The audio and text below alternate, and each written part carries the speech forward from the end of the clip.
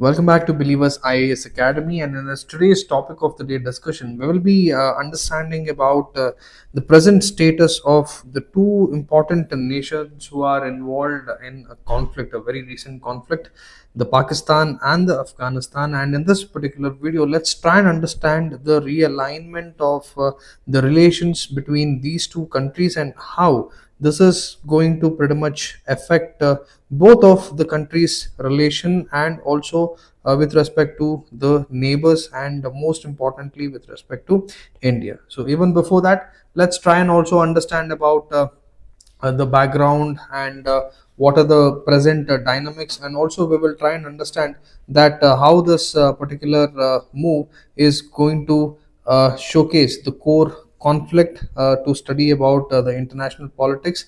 And also in the end we will also try and understand the regional realignments both in the Pakistan's perspective and also in the Taliban's perspective. And also we will try and understand the broader implications with respect to Pakistan, Afghanistan, and also South Asia as a whole. So let's begin. So even before we try and understand the issue, let's briefly discuss what it is. So exactly on October 11th and 12th, 2025, an issue happened, especially in the borders of the Pakistan and the Afghanistan, which is famously called as the Durand line, right? So here, the Afghanistan, especially the Kabul region, right, witnessed a huge bombing activity from the Pakistan airbase, and this kind of created a huge casualties on both the sides.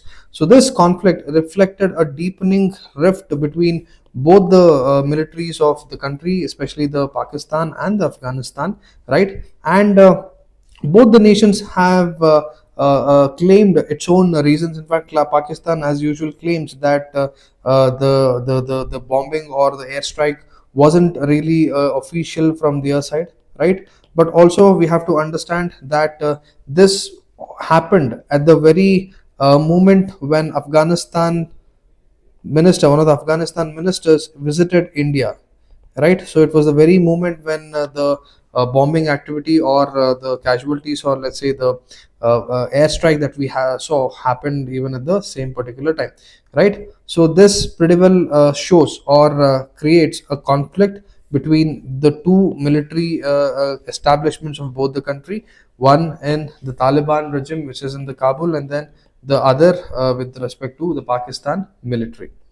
So talking about the immediate trigger, we have to understand that on October 9, 2025, Pakistan conducted airstrikes on Kabul and Paktika, allegedly targeting the TTP. So TTP is basically the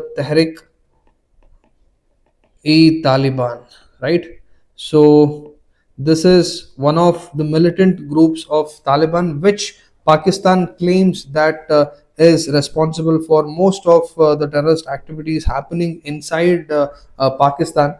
And Pakistan justifies that this airstrike was against Afghanistan because it is housing or giving shelter to this terrorist group, which is Taliban, right? And in response, Taliban launched another ground artillery attacks along the same Durand line, which demarcates both the countries. So the clashes coincided with the Afghan foreign minister's visit to India. So this is also very suspicious and a signal which is given to the geopolitics that the ties between Afghan and India, which already is smoother, which is even getting more smoother, is not being be able to digest by Pakistan, for which a few of the media channels, a few of the reports claim that the things happened because of that the bombing, right? So this is the map. This is the Durand line. So now, if you try and understand the Pakistan, especially the Islamabad is here, and we have Kabul here. So it is also very important from the mapping perspective of the examination as well. Anyway, let's move to the main topic, the core conflict, as to what caused this core conflict. So one is the underlying issue is the divergent perception, the perception with respect to Pakistan and the perception with respect to Taliban. Because according to Pakistan, Pakistan sees Taliban as its vessel, or if I say Afghanistan, Pakistan sees Afghanistan as a subordinate nation which has to support or which has to live alongside Pakistan. So it sees Taliban as its vessel, created especially to support Pakistan's strategic depth. But on the other hand, what Taliban or the Afghanistan sees itself as an independent nation, and it wants Taliban to be having the having the supreme sovereignty over its affairs, right? And Taliban also claim that having survived for 20 years of war and Western occupation, it deserves to play independently, right? But on the other hand, Pakistan thinks that it is the vessel of Pakistan, or let's say it is dependent or subordinate to Pakistan and has to take orders from Pakistan, right? And it also feels Pakistan feels that Kabul must align with Pakistan's security and foreign policy goals. And Afghanistan, from its perspective, it sees that Afghanistan will perceive its own sovereignty on and also engage in external agreements or engagements with India, China, and even Russia, depending on their essentials, right? So this is the core conflict as to why this rift happened. Now, moving forward, understanding the causes, right? We discussed the core conflict. Now let's understand few of the important reasons. One is the Taliban's foreign policy independence, which we already discussed, right? Taliban has now tried expanding its diplomatic engagement with China, Russia, and India. So Pakistan sees this as a strategic defiance to itself and a dilution of its influence. Another reason is the TTP factor, which is the Tehrik-e-Taliban Pakistan factor, where Islamabad, the headquarters of Pakistan, right, it accuses Kabul that it is housing or giving shelter to these TTP militants who are operating against Pakistan being in Afghanistan, right? So Afghanistan, or let's say the Taliban, maintains ethnic and tribal ties, especially among the Masouds and Wazirs with TTP. So hence Taliban says that we're not funding them with respect to terrorism and all that, but because we have some ethnic and cultural, or let's say even the tribal ties with some of the people of TTP, we are kind of having them over, right? So Taliban argues that Pakistan's own past policies created TTP problem as well in the first place. And going forward, we should also talk about what happened in or ever since 1799 as a part of civil and military imbalance in Pakistan, because ever since 1979, Pakistan's military establishments has pretty much dominated Afghanistan policy making, right? Everything with respect to how Afghanistan should function, and even most of the civilian institutions have had a very minimal involvement. It was mostly the Pakistan's army which was taking control, and in fact, even the Prime Minister Shehbaz Sharif publicly praised the army's role in post clashes, which in fact reaffirmed military's dominance in the region ever since 1799, right? And also another most important reason was the mass deportation of the Afghan refugees from the Pakistan ever since 2023, which was completely condemned by the Taliban and also the UNHRC, right? So this was also one of the important moves. So for Taliban, this signals as a betrayal of past solidarity, right? And also most importantly, the economic aspect, the Pakistan frequently trying to close the Torkham and the Chaman borders every now and then, right? Disrupting the strategy, or let's say disrupting the entire trade route of Afghanistan, right? So it is the trade lifeline of Afghanistan. So hence, whenever there is a conflict, Pakistan tries to choke these two borders, especially Torkham and Chaman. So which pretty much hurts Afghans' sentiments. And in fact, Pakistan uses this border control as a strategic leverage between any negotiations that happen between Afghanistan and Pakistan. So while hence this move of Pakistan is seen as an economic coercion by the Taliban, which is also another added reason why the rift happened. So now let's try and understand the regional realignments after this particular move, because this is very important to understand. So first thing is, from the Pakistan side, what has Pakistan done? Pakistan has reapproached with the Iran. So now what is happening? So earlier we have to understand that Pakistan earlier had very good ties with Saudi Arabia, right? Traditionally, it had very good ties with Saudi Arabia, and right now it is trying to engage with Iran. So this particular new engagement with Iran is mostly to stabilize the Western front, right? mostly to stabilize the Western Front and also to counter Taliban. Correct. So this shift from the sectarian rivalry to pragmatic cooperation, especially on border security and refugee control. So this shows that, right? So that is also one important development of Pakistan showing interest towards Iran, and then defense agreement with Saudi Arabia, because at the same time Pakistan is reviving defense and even the financial ties with Riyadh to secure economic aid and also the refugee control, right? So this shows that Islamabad's intent to balance Tehran and Riyadh, maintaining flexibility while also keeping the Gulf money flowing, right? So this is also one of the important dynamic that we can see from the Pakistan's front. And third one is the renewed agreement with respect to the US, because after years of tension post the US withdrawal from Afghanistan, Pakistan is now re-engaging with Washington for security and cooperation. So mostly it is for the security and cooperation with respect to counter terrorism, right? So this goal is to regain the relevance in US regional strategy, right? So this is also in a way to counter India also. That is also pretty much accepted if you have to think it that way. But this goal of Pakistan to renew its engagement with the US, it is to regain the relevance in the US regional strategy, especially against terrorism and even Chinese influence, and also to some extent to counter India's dominance, right? So in short, if we have to tell, Pakistan is trying to rebuild its external support network, right, by having ties with Iran for borders, even with Saudi Arabia for finance, and also at the end for US for its legitimacy for whatever it is doing.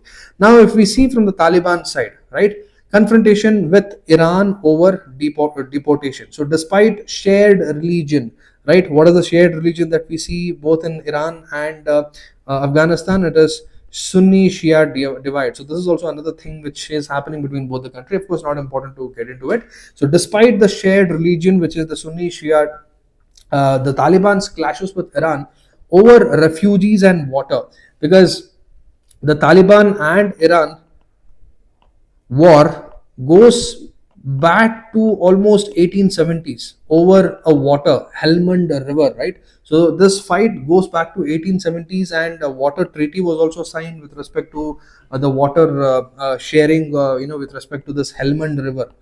Of course, all of these things are not required, but it is good to know, because only if you know these kind of dynamics, you will be able to understand this, right?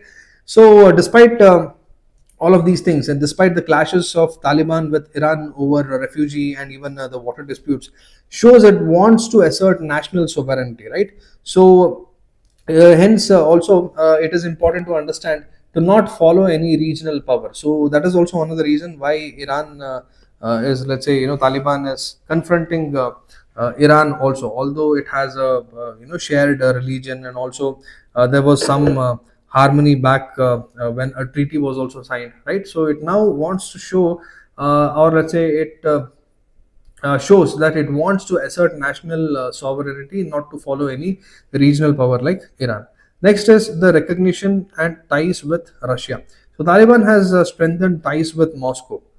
So this is also something very important we have to keep in mind, because India also has a very good relationship with Russia. So Taliban has also strengthened its ties with Moscow, which hosted Taliban delegations and accepted their envoys also. And this pretty much helps Taliban to break international isolation and also access economic and security cooperation. So both on economic and security cooperation, they have Russia. And engagement with India and China. So this is pretty much, we have to understand that Taliban has welcomed both Indian investments in infrastructure, humanitarian aid. They have even accepted humanitarian aid from India, right? And from China, if we have to try and understand, they have also allowed the exploration of mines in the country, right? And also China has invested in most of the connectivity projects also. So this pretty much shows a clear multi sector foreign policy, balancing major powers to reduce dependence on Pakistan. So pretty much Afghanistan is also trying to diversify its resources or dependence by making sure that it is not completely relying on Pakistan, right? So in short, if we have to say, Taliban is diversifying its partnerships to act as an independent regional actor and not Pakistan's proxy, right? So both these sides are restructuring their regional priorities pretty much in a mutually conflicting directions, right? So now, why mutually conflicting? Because Pakistan's reapproachment with the US, right, and the Saudi Arabia, right, it is directly clashing with the Taliban's tilt towards China and Russia, and Taliban's engagement with India threatens Pakistan's long-standing security calculus in Afghanistan, and Pakistan's border policies and refugee deportations contradict Taliban's call for Islamic solidarity and sovereignty. Right, so both nations are redrawing their strategic maps, and that becomes very important for the geopolitics, how it would shape in the future. Anyway, talking about the broader implications for Pakistan, there is two-factor or two front instability risk factor. One is in the Balochistan, and another one is the Khyber Pakhtunkhwa insurgency regions where the TTP militants are housed. Because Balochistan, we have been seeing what is happening, right? The regional, or let's say the conflict, the ethnic Baloch separatist groups have been fighting with the Pakistani state over a period of time in terms of asking or demanding greater autonomy, right, and a fair share of local resources. So Pakistan has to deal this, and also has to deal the TTP insurgencies in the Khyber and Pakhtunkhwa region also, and also loss of control over Taliban weakens their regional leverage also, right? So that is also important, and that is the broader implications for the Pakistanis. And for Afghanistan, obviously, it is the risk of economic isolation if major borders are closed, right? And it is likely to lean more on China and India for trade, even if they don't want to, and they have to definitely ask for more investment and legitimacy for their acts. And going forward, assertion of sovereignty may boost recognition but provoke Pakistan's retaliation, right? So that is also important. So in short, we have to understand that risk of two front instability, and even your from the Afghanistan side, right, the assertion of sovereignty, this sovereignty which may boost recognition but provoke Pakistan's more retaliation, right? All of it pretty much has a very long lasting effect on both the nations going forward, right? And however, for South Asia, what are the major dynamics, broader implications? One is for India Pakistan reapproachment adds a new strategic variable, which is pretty much obvious. And then it would also make sure that the cross border militancy and even the refugee crisis may also intensify in the South Asia region, right? And also going forward, this fragmented, a fragmented Pakistan and Taliban relationship, especially in South Asia, it will create more opportunities or opens more diplomatic spaces for China, India, and even Russia to play its part, right, effectively. Anyway, what is the analytical takeaway of from this topic?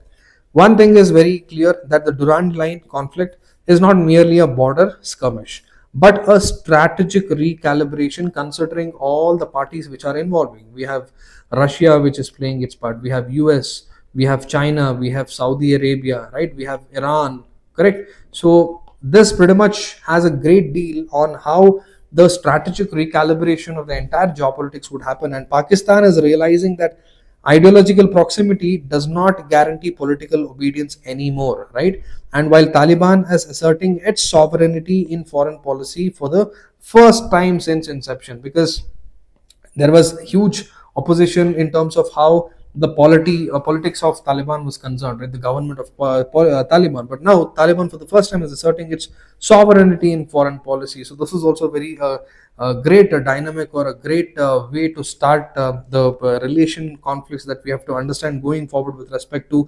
not just Taliban and Pakistanis, but with respect to all these other super nations who are involved, right? So that is all for this particular video. And in the conclusion, what is the key takeaway? A Pakistan Taliban divorce seems increasingly plausible, right? Islamabad's quest for strategic depth has turned into strategic backlash as the Taliban pursues an autonomous regional role. It is asking for its own sovereignty, right? And this coming months, we'll definitely have to see that this will pretty much test whether both Pakistan and Afghanistan, or even Taliban, will manage this volatile recalibration without even having to get into or plunge into any regional, any other cycle of cross-border insurgency and stability, or will there be a peace between both the nations, is something that we have to wait and see. Anyway, we'll update on the same as well. That's for this particular video. I hope you have liked the video. Signing off, this is Madan Gopal. Have a great day.